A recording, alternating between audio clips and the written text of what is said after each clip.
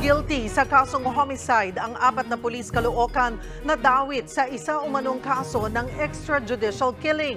Pero para sa pamilya ng mga biktima, kulang ang parusa sa mga pulis. Magbabalita, Simon Gualvez.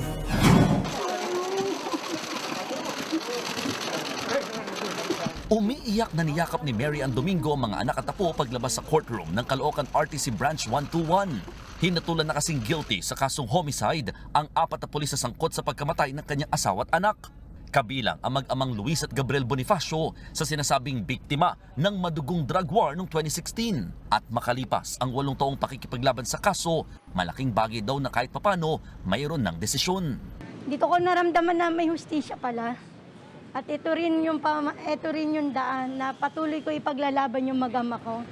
Para makamit ko talaga yung totoong hustisya para sa mag-ama ko. Pero para sa abogado ng mga biktima, may tuturing lamang na half victory ang ibinabang desisyon. Kasi pinagplanuhan, ibig sabihin may premeditated yung nangyari at saka may treachery, use of superior force na mga qualifying circumstances para maging murder yung kaso. Tatandaan nyo na napakaraming tama ng bala ng baril yung mag-ama.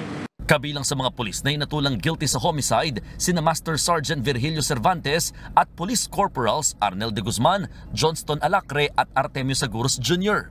Lahat sila ay pinatawan ng minimum na 6 na taong kulong at multang aabot sa 400,000 piso. Para sa kampo ng mga biktima, kulang pa nga ito sa nawala sa kanila. Tingin namin kulang yan kasi 8 taong hinabol ng mag-ina. Para kami mismo yung kumalap ng ebidensya kasi yung mga pulis hindi naman nagsagawa ng investigasyon Hindi nga sila nag-autopsy. Tumanggi magbigay ng pahayag ang mga sangkot na pulis. Pero ang misis ng isa sa mga akusado, masama ang loob sa ibinabang hatol. Operation po yun police operation po yun Siyempre, hindi ko alam sa dami nila, siguro nasa 15 yata sila. Pero bakit silang 4 lang yung pinaka-naapektuhan sa lahat? Iaapela raw ng mga pulis ang desisyon. Kasama naman ng mga biktima ang iba pang pamilyang naulila rin ng mga napatay mula sa itinuturing na extrajudicial killings.